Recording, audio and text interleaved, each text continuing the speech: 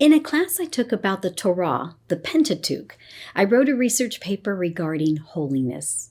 Unfortunately, it's impossible to cover the details of a 30-page paper in a 20-minute episode, but I want to share some highlights because holiness is one of the most important themes in the Bible, and it is an essential characteristic, if not the essential characteristic, of God.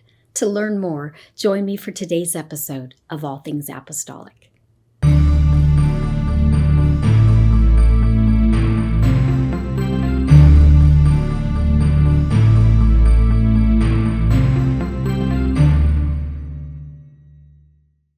Since God is holy and commands His people to be holy, a proper understanding of the nature of holiness is essential for knowing God and His expectations for humanity. However, defining holiness can be challenging. The Old Testament does not offer an explicit definition, so the meaning has to be gleaned from an examination of God's words and actions and commands. The Pentateuch depicts holiness as the intrinsic essence of God's character, and we can see it manifested through three primary aspects: transcendence, purity, and glory. Now that's kind of a mouthful, so I'm going to say that one again. The Pentateuch depicts holiness as the intrinsic essence of God's character, which we see manifested through the primary aspects of transcendence, purity, and glory. I want to take a few minutes to explain each of these terms, and then we're going to work our way through the Pentateuch by looking at these three characteristics. So the first aspect of holiness is transcendence. God transcends His creation. This means that He is independent of it and separate from it. He cannot be contained by it. However, He is also immanent, not imminent with an I, which means about to happen, but immanent with an A, in the sense of operating within His creation in order to sustain it. He is so far above us, but He's also actively engaged in the lives of His human creation. Transcendence and immanence are sometimes viewed as opposite sides of a spectrum, and this is one of the aspects of God that makes Him so remarkable. God is separate from creation and cannot be contained by it. But this holy God, who is majestic and greater than His creation, is also with us in this world. Although God is sovereign and all-powerful over His creation, He condescends to actively engage in this world. God is both transcendent and immanent, and because He is transcendent, His immanence is even more remarkable. Another aspect of God's holiness is purity, and this is probably the characteristic we associate most often with holiness. God is pure. He has no defect. He cannot be polluted or contaminated. Since purity is an essential part of holiness, something or someone that has been set apart and specially dedicated to God and His service cannot be used for secular purposes. The word family connected to the topic of holiness in the Old Testament includes the verb kadash, the noun kodesh, and the adjective kadosh. All three terms relate to the sphere of the sacred that is distinct from the common or profane. The adjective kadosh means to be pure, consecrated, and removed from profane usage. In Leviticus 10:10, God commanded Israel to make a distinction between the holy and the profane, and between the unclean and the clean. Once something was dedicated for use to or by God, or determined by God to be holy, it was in a new sphere, and the separation was not to be violated. It could no longer be treated as common. In addition to the concept of separation, God's purity has a moral dimension. The Bible characterizes Him as righteous and just. Because of his purity, God opposes all manner of sin. God's holiness includes the idea of set-apartness or separation from all that is sinful, unrighteous, or unworthy of God. God expects those who want a relationship with him to consecrate or separate themselves from anything that would cause a separation between God and them. The third aspect of God's holiness is his glory. He is known as the King of Glory. The glory of God is a visible emanation of the invisible divine self. When shown as a physical manifestation, it is brilliant, radiant, and beautiful. Think of the brilliance of Moses' face when he came down from Mount Sinai after spending time in God's presence. And when we are filled with the Holy Ghost, the glory of God shines through us. Since holiness is God's essential nature, God's character, his very being, and his activity are completely consistent. So we can look at God's words and actions as an outworking of his holiness. Let's look at some examples of God's holiness in the Pentateuch that reflect or demonstrate his transcendence, purity, and glory. In Genesis, right from the beginning of creation, we see God's transcendence. God alone acted to create something out of nothing.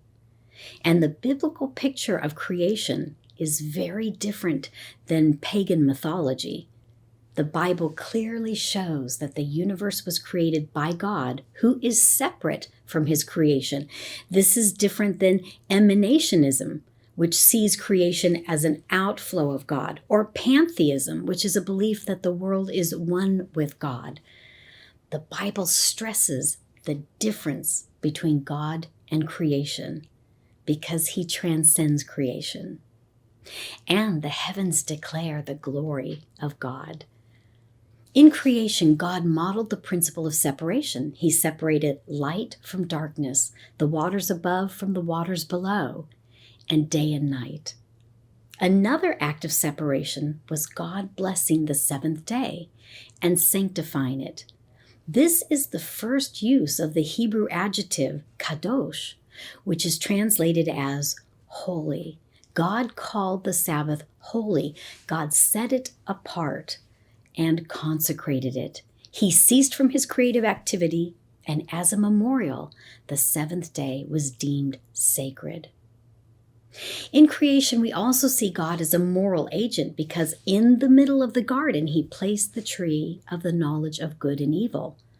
So it is God who sets the standard about what is moral goodness and what is evil.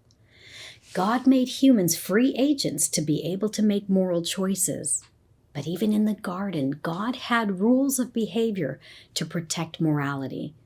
And because of God's holiness, sin separates us from him. Human disobedience destroys intimacy with God and results in alienation. But because God desires to dwell with his creation, after the fall, he implemented a plan of redemption. And the rest of the Pentateuch provides the details of that unfolding plan. The transcendent God chose to be immanent. Interestingly, the story of Cain and Abel positions the words for good, tov, in Hebrew, and sin, chata, in the same verse for the first time in Genesis chapter 4, verse 7. God offered Cain an option: do good, tov, and be accepted, or sin, chata, lies at the door. And the primary word for sin in the Old Testament, chata, means to miss the point or to miss the mark. It was used of missing a target or losing one's way, as well as the moral meaning of missing God's standard of behavior or losing one's way spiritually. Now, as we know, wickedness and rebellion increased, leading to God's judgment through the flood. Noah experienced God's grace because he was righteous and blameless. The word blameless in Hebrew is tamim. It means to act with integrity in accordance with God's moral expectations. That same Hebrew word will be used again when God instructs Abraham in Genesis 17, and also when Moses instructs the Israelites in Deuteronomy 18 to act with integrity according to God's expectations. God is the one who sets the moral standards, and we are to obey. Although the book of Genesis does not explicitly refer to holy or holiness often, still we repeatedly see God's goodness, righteousness, and opposition to evil clearly displayed through his words and actions. When we get to Exodus and Leviticus, the terms holy and holiness occur frequently. The first mention of holiness in Exodus occurs in chapter 3, when God instructed Moses to remove his shoes because he was standing on holy ground. When God enacted a series of plagues on Egypt, he was clearly delineating between himself and the pagan gods of the Egyptians, since idolatry was a key threat to Israel's future holiness.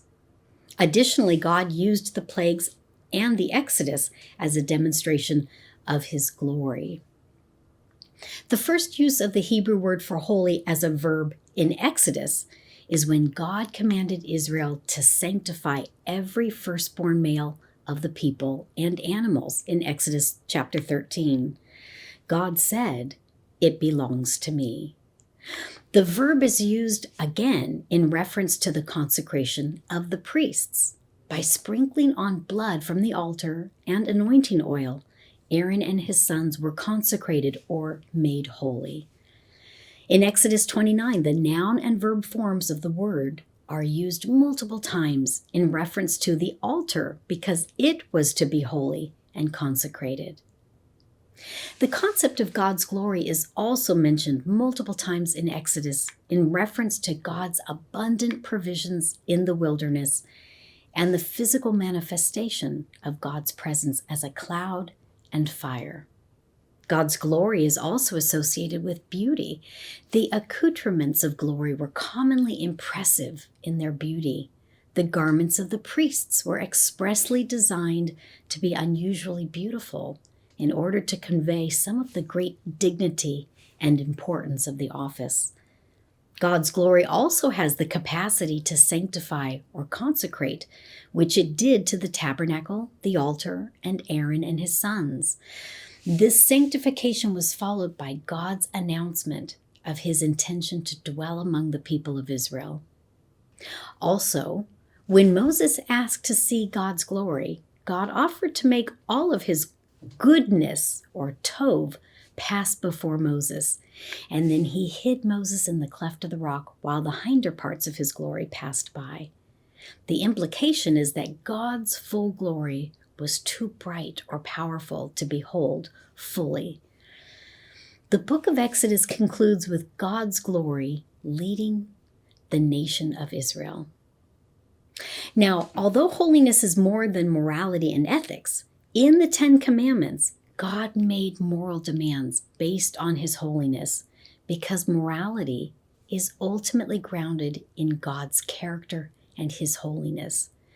God's commands are based on his character. The book of Exodus also includes instructions for the pattern of the tabernacle, which modeled increasing levels of holiness from the outer court to the holy place to the most holy place. Since God is holy, he gave stipulations for his people to be able to be in his holy presence. Also, as the sovereign over the whole world, he is the ultimate judge. Specifically, he judges sin and issues consequences, but he also blesses those who faithfully obey. The covenant distinguished Israel from the other nations, but the purpose of the separation was purity and to reflect God's glory, to draw the other nations as a part of the larger plan of redemption. The next three books I'm going to touch on, but more lightly. So moving on to the book of Leviticus, we find that the entire book is concerned with holiness and the core ideas of purity and atonement. The Israelites had to stay separate from the unholy. The entire ritual system of Leviticus was established to testify to the separation of the holy from the profane. And Israel had an opportunity to share in God's holiness. Leviticus 17 begins the section commonly referred to as the Holiness Code. This portion addresses the application of purity and holiness to practical situations for the community, such as food, sexuality, and social life. God was giving Israel guidelines for holy living. If people sinned, they would become defiled, and they would have passed that defilement to the sanctuary. But God would cut them off because God would not allow his sanctuary or his holy name to be defiled.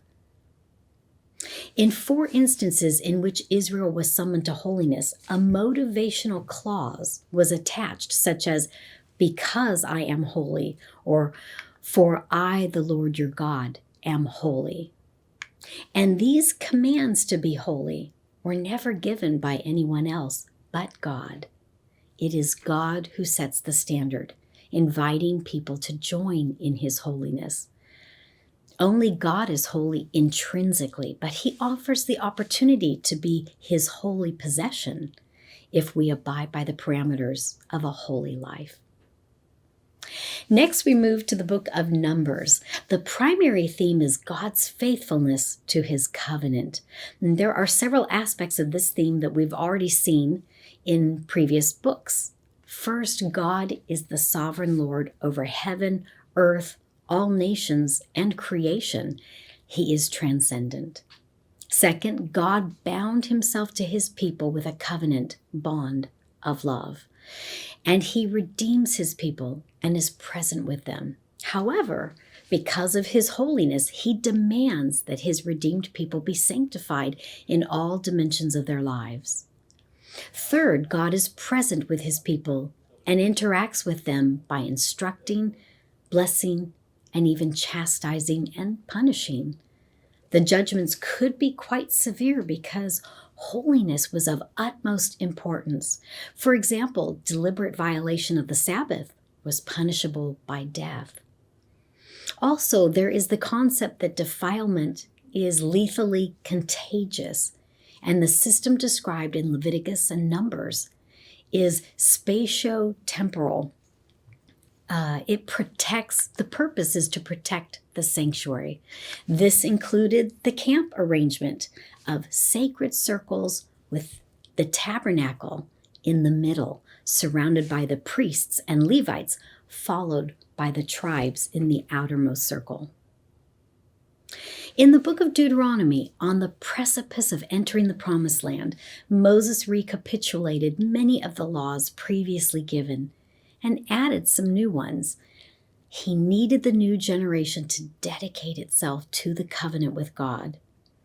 The book of Deuteronomy is organized to emphasize obedience to Yahweh and avoidance of idolatry. God must be worshiped exclusively. Holiness must be maintained in daily life, including social ethics. Feasts must be enacted to keep God at the forefront. Civil authority must be maintained, and righteousness must be maintained in human affairs. God is portrayed as holy and sovereign, fully distinct from his creation, yet fully present and active in it.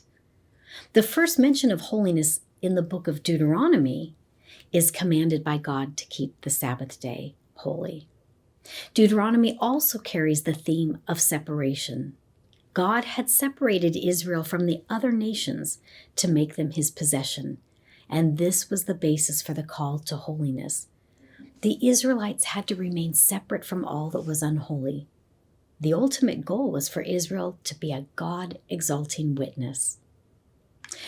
From this brief presentation, I hope that you can see that the Pentateuch was carefully crafted to communicate the truth of God's holiness with a specific emphasis on the aspect of God's transcendence, purity, and glory. And I want to conclude with an interesting thought. The formation of the world and the formation of Israel have some striking similarities. In a sense, they were both creation stories, and the message of the Pentateuch as a whole follows this narrative.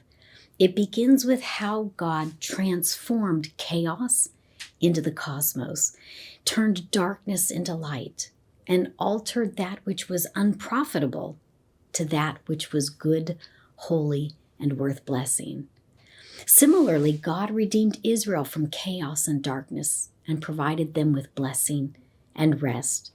He mandated holiness for them so they could experience fellowship with Him and be an example of the blessed life that comes from being in covenant under the kingship of God.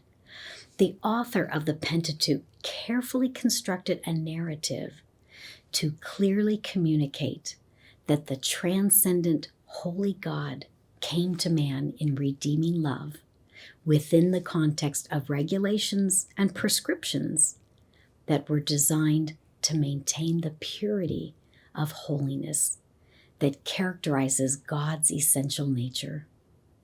God transforms darkness into light and things that are unprofitable into things that are good and holy. Thank you for joining me for today's episode of All Things Apostolic. And until next time, take care and God bless.